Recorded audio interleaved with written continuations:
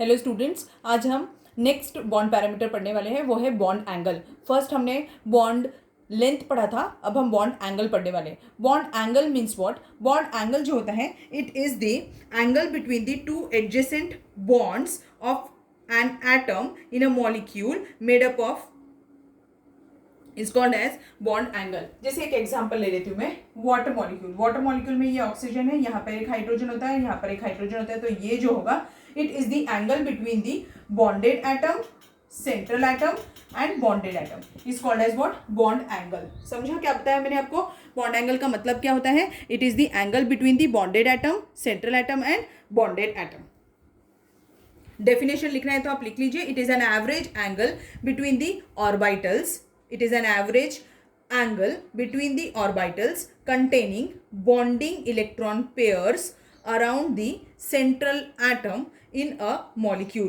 फिर से रिपीट करती हूँ, the average angle between the orbitals containing bonding electron pairs around the central atom in a molecule is termed as bond angle। अब bond angle से हमें क्या क्या पता चलता है?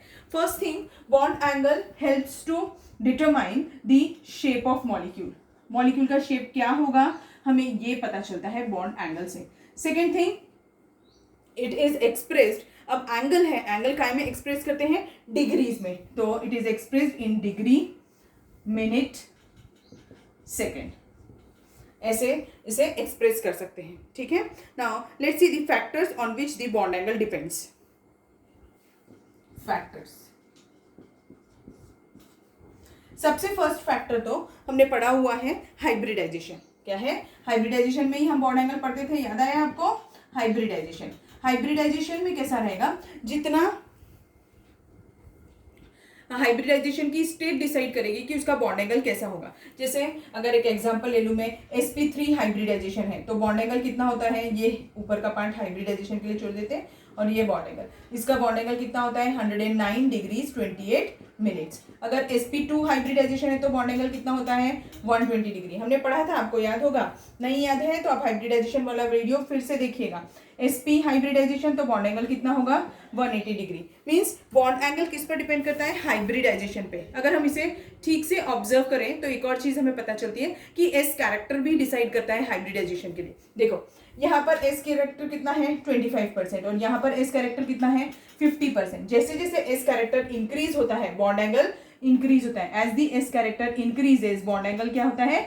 इंक्रीज होता है। ठीक है,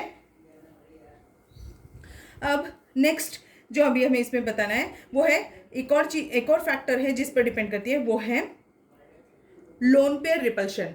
लोन पेयर रिपल्शन क्या होता है वो बताती हूँ। अब ये देखो, लोन पेयर रिपल्शन पर भी बॉन्ड एंगल डिपेंड करता है। ये भी हमने हाइब्रिडाइजेशन के केस में पढ़ा था बेटे। जैसे as the number of lone pairs increases, central atom के ऊपर जैसे जैसे number of lone pair increase होते हैं, बॉन्ड एंगल क्या होता है? डिक्रीज होता है।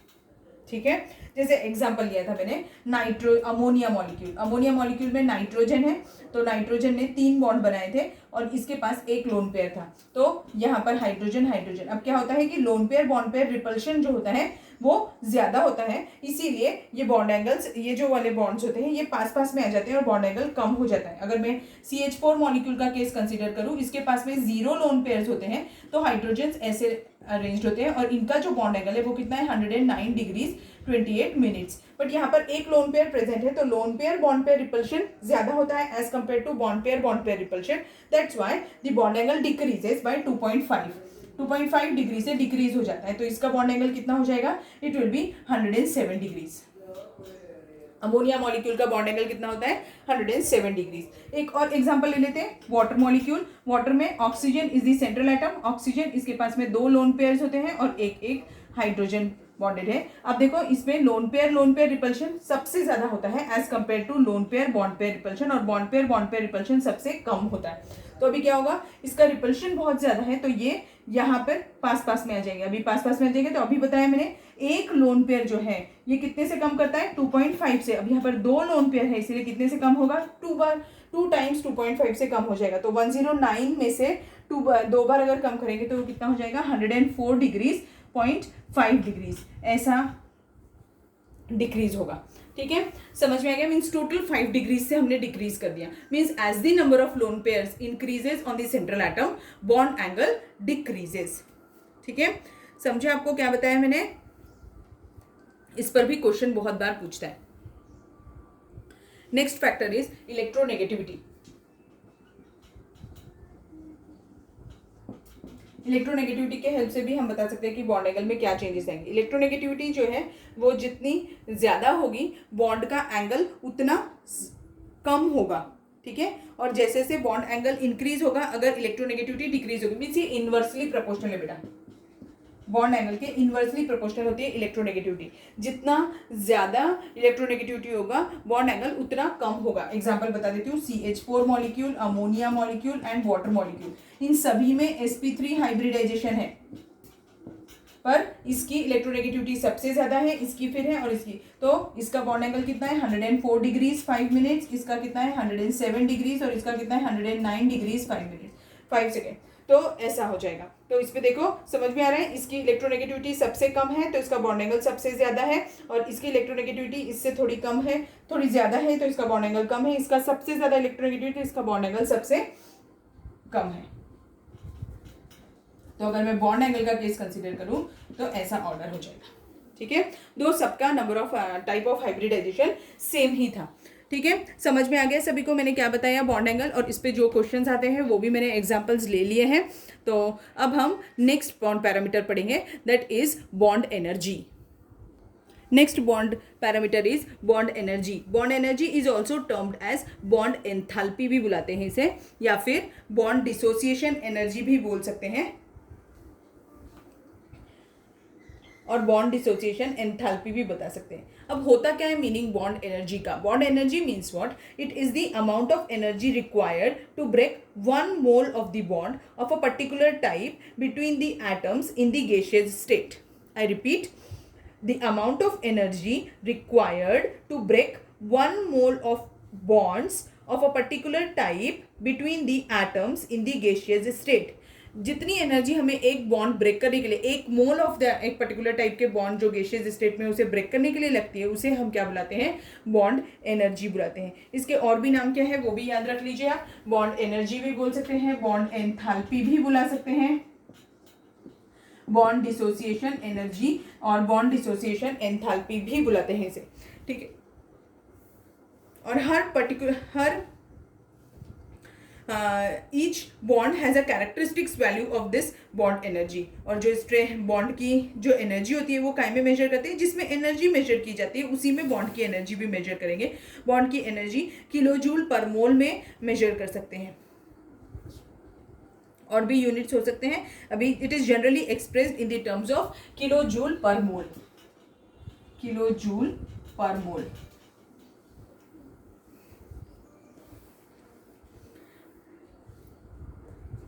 ठीक है, अब बॉन्ड एनर्जी किस पर डिपेंड करती है? अब जैसे H2 मॉलिक्यूल का केस कंसीडर किया तो H2 मॉलिक्यूल में H और H के बीच का बॉन्ड ब्रेक करेंगे तो कितनी एनर्जी, जितनी एनर्जी लगेगी उसे बॉन्ड ब्रेक करने के लिए, उसे हम क्या बुलाएंगे? बॉन्ड डिसोसिएशन एनर्जी बुलाएंगे। ठीक है, सेम वैसे ही अगर Cl2 मॉलिक्यूल का देखेंगे तो जितनी ज्यादा बॉन्ड की एनर्जी होती है, बॉन्ड की स्ट्रेंथ उतनी ज्यादा होती है। More is the bond dissociation energy, stronger is the bond. तो जितनी हाई बॉन्ड डिसोसिएशन एनर्जी होगी, जितनी ज्यादा होगी, बॉन्ड की स्ट्रेंथ भी उतनी ज्यादा होगी। ठीक है, एक एग्जांपल लेती हूँ। सपोज करो कि सपोज करिए कि मेरे पास में कार्बन कार्बन का एक सिंगल बॉन्ड है, एक में कार्बन कार्बन डबल बॉन्ड है और एक में कार्बन कार्बन ट्रिपल बॉन्ड है। तो अभी हमें पता है इसमें सिग्मा बॉन्ड प्रेजेंट है, इसमें एक सिग्मा और एक पाई बॉन्ड प्रेजेंट है, इसमें एक सिग्मा और 2 पाई बॉन्ड्स प्रेजेंट है। आपको ये भी पता है कि सिग्मा बॉन्ड की एनर्जी ज्यादा होती है, सिग्मा बॉन्ड की स्ट्रेंथ ज्यादा होती है as compare to pi bond.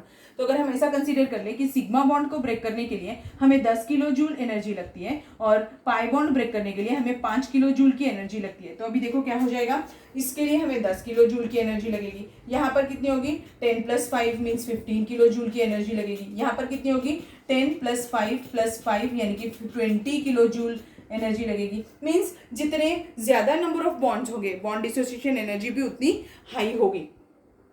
तो अब हम इससे क्या इन्फरेंस निकाल सकते हैं? As the number of bonds increases, sorry, as the number of bonds increases bond dissociation energy increases. ये एक फर्स्ट फैक्टर हो गया हमारा। ठीक है, अभी हम फैक्टर पे आ गए। सेकेंड फैक्टर एस कैरेक्टर से भी देख सकते हैं। यहाँ पर क्या था, sp3 हाइब्रिडाइजेशन, यहाँ पे sp2 हाइब्रिडाइजेशन, यहाँ पे sp hybridization. As the s character increases bond dissociation energy increases. जितना ज्यादा एस कैरेक्टर, देखो यहाँ पे 50% एस कैरेक्टर है, इसको एनर्जी भी 20 किलो जूल लग रही है। जितना ज्यादा एस का कैरेक्टर होगा उतनी ज्यादा बॉन्ड डिसोसिएशन एनर्जी भी लगेगी हमें। ठीक है, यहाँ तक समझा। अभी आपको मैंने क्या बताया। Now it also depends on bond size of the bonded atom. अगर एटम का साइज बहुत छोटा होगा तो उसका वो न्यूक्लियस के बहुत क्लोजर होगा। अगर एटम का साइज बहुत छोटा है तो उसकी बॉन्ड डिसोसिएशन एनर्जी भी ज्यादा होगी। अगर एटम का साइज बड़ा है तो उसकी बॉन्ड डिसोसिएशन एनर्जी कम होगी। अगर किसी ने पूछा, जैसे इसका एक एग्जांपल ले लेते हैं, थर्ड फैक्टर जो मैं बता रही हूँ उसका। अगर H मॉलिक्यूल है और एक दूसरा है Cl मॉलिक्यूल है, H2 मॉलिक्यूल और Cl2 मॉलिक्यूल, तो देखो H का साइज बहुत छोटा होता है तो अब इसके बीच का बॉन्ड लेंथ भी कम होगा, और Cl का साइज बड़ा होता है तो इसका इनके बीच का बॉन्ड लेंथ भी बड़ा होगा। बॉन्ड की लेंथ जितनी ज्यादा होगी उसका ब्रेकिंग के लिए एनर्जी उतनी कम लगेगी। ठीक है, तो इनमें से क्या होगा, इसकी एनर्जी ज्यादा होगी हाइड्रोजन मॉलिक्यूल की और इसकी एनर्जी लेस होगी। मींस क्लोरीन मॉलिक्यूल ब्रेक करने के लिए लेस एनर्जी रिक्वायर्ड रहेगी as compare to hydrogen molecule. तो अब आपको तीन फैक्टर्स मैंने बताया, एक नंबर ऑफ बॉन्ड्स, दूसरा एस कैरेक्टर पे कैसे डिपेंड करता है, और थर्ड जो मैंने बताया वो क्या था, bond size, sorry size of the atom. ठीक है,